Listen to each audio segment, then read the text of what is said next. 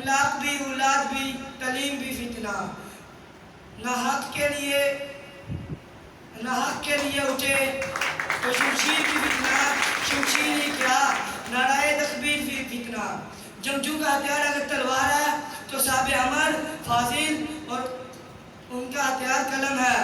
جس نے قلم کو ہاتھ میں لیا اسے دولت ملی، شہرت ملی، عزت ملی.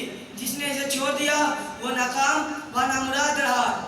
وہ ترقی سے، عزت سے اور دولت سے بھی محروم ہو گیا.